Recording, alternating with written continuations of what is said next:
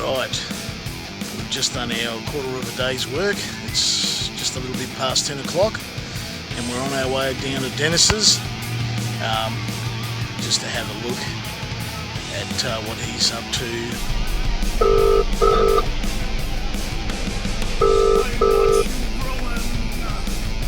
Hello, Mr. Peter. Dennis, how are you, bud? Not bad. Good, I'm on the way down. Is that good or bad? That's alright. Alright, mate, I'm just recording this section as we speak. So I'll see you. Oh no. I'll see your ugly mutt pretty soon. Okay, I'm sitting on the woo, so record that. Oh, about it. Mate, don't move. Just stay on there.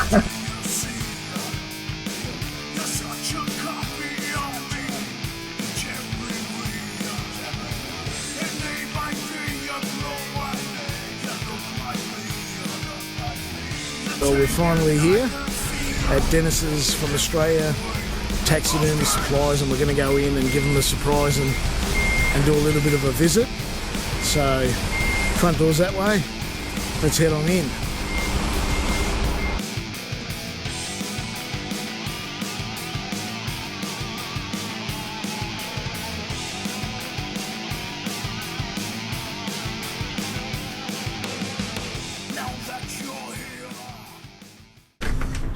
Right, well, we're going to go in and say hello to Diane. I don't know if she knows we're coming.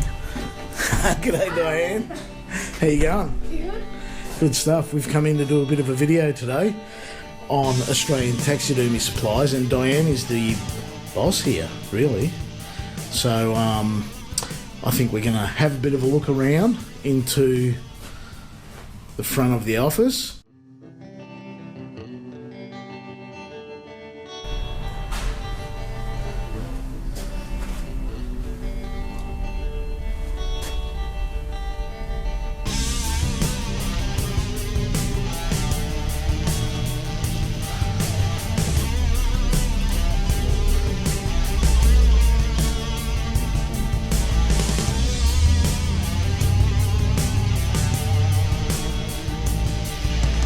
Right, guys, we're just about to go in and see Dennis. There he is there. He's getting right into his work today. You just caught me scrounging big for lunch. Anything nice in there? Oh, just a few chewy pieces, yeah. Alright, well, Dennis is from Australia Taxidermy Supplies and he's going to show us a few things today. And I guess, Dennis, you can run us through your workshop and let us know, you know, what you've done here, what you've achieved. And I see massive amounts of moulds here, so talk us through it. They're showing their boobs behind you. Typical. Should have put it on reverse camera, that would fix it. In here we have a selection of about 380 different moulds, ranging from a little pig-ear duck up to life-size red deer, which is our biggest form. All different shapes, sizes, like us humans, we're all different shapes, lengths and that, so each animal's got its own shape and pose that the hunter wants. Over here,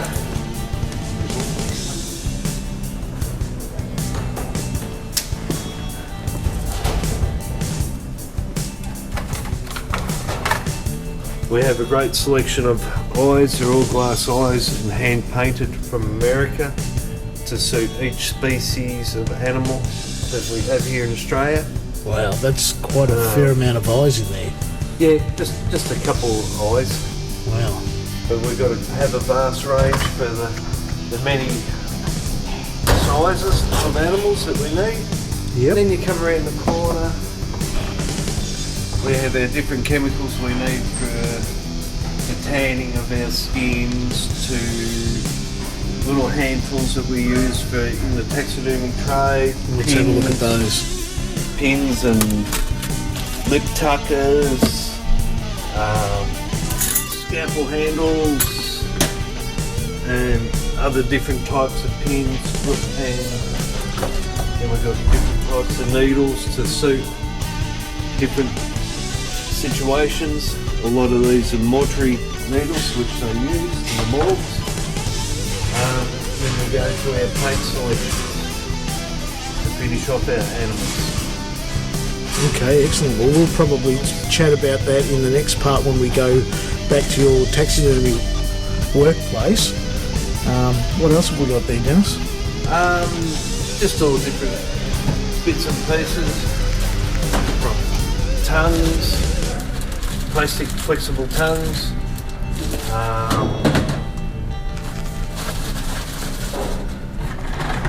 to wild pig jaw sets, top and bottom jaw sets, the wild pigs. Yeah, that's about all in there, apart from different paints and that, to brackets to go on the back of your moulds, to hang your animal up on the wall, to ear pliers to help separate the ears. So this is a one-stop shop, everything. Yeah. Supplying to almost everything, supplying to Australia. Australia and New Zealand. And New Zealand, Yeah. wow. We are big in New Even Zealand. bigger than we thought. So, what are we doing now? Just walking Just around? walking around, just seeing the various different moulds we've got here. Okay, what does that say? Buff. That's a buffalo shoulder mount form. Wow. The bendy thing next to it's a big elk. Okay. And then we've just got various different forms or moulds to flexible ear material. We use this to shape the ear for Okay. inside the animal. We put that in there so it holds the shape of the animal's ear Interesting. instead Excellent. of it going all floppy. All right, well, let's have a look out this way. Massive amounts, again, shelves of moulds. Let's go run through this. Different moulds. Each row is a different species of animal. Alright, now we've got to go from a range of red deer down the bottom to hog deer up the top. Next row, we have a range of, on both sides, Rooster deer, Chiddle, Samba. And we're coming to this next row, where in the bottom we've got Samba again, and then the middle row we've got fallow deer. So all in up here, about 380, 400 different moulds throughout the place. Well, I suspect that's quite a fair amount of work put in to get all of these set up.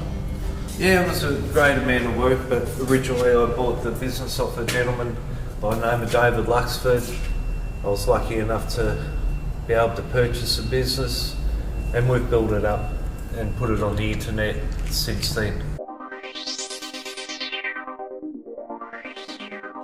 So, Dennis is getting into slapping. What are you doing there, Dennis? Putting resin on 5 parts. Resin on 5. Perfect. So it's a camel. And what part of the world is the camel from? It's an Australian camel. And this is the mould being built right now. And Dennis is just going to walk around and just show us the process. What happens after this resin goes on? Fiberglass mat on, blend the fiberglass mat into the mould itself.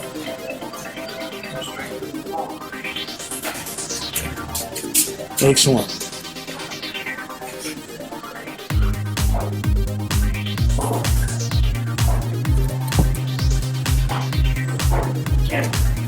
Great work. So this is going out to where, Dennis? Is it a particular customer that you guys use all the time, or? This is going to be part of their inventory for selling to taxidermists. It's a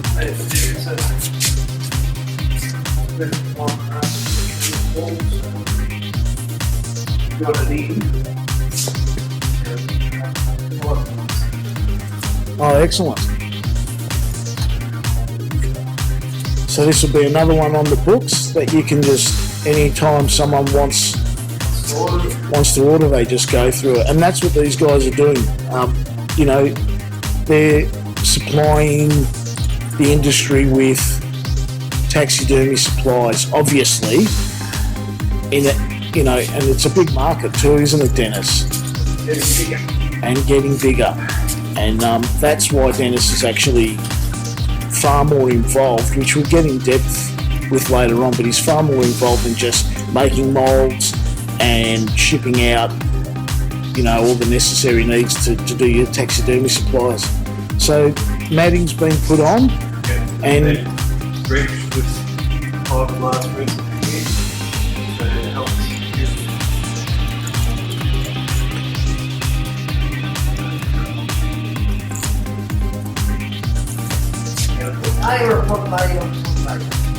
Sarah Lee style, guys.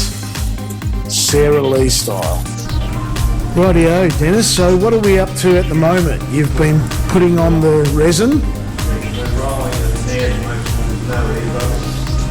Okay, rolling it out. No air bubbles. Yep. Try and get a smooth texture. Okay, beautiful.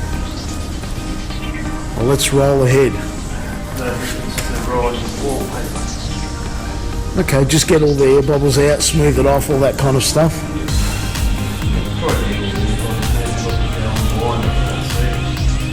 Okay.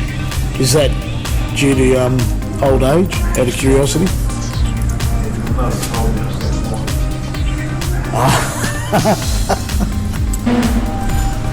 So what's the next part of the process, Dennis? No, it's just a matter of moving this out, then letting the resin dry and harden, and then do another coat.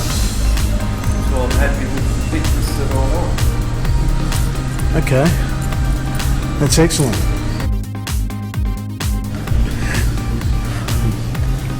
Okay, Dennis, so you've done your fiberglassing, rolled it all out.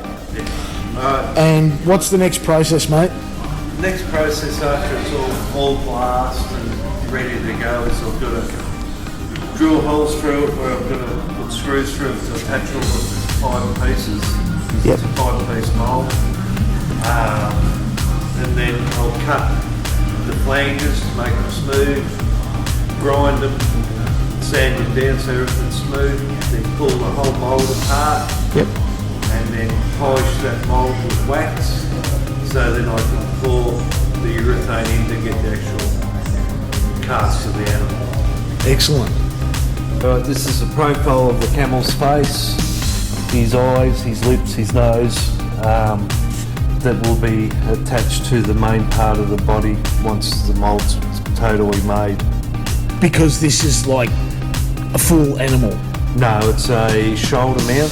Shoulder mount camel. So a full body camel, nobody would really want to have one here in Australia because nobody's got the trophy rooms to have something that big in it. Fair enough.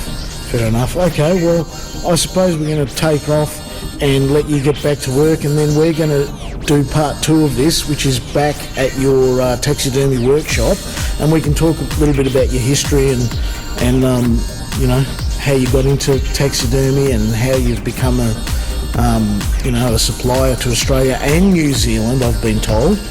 Yep. Excellent. Okay, well, we'll see you guys shortly back at the taxidermy workshop.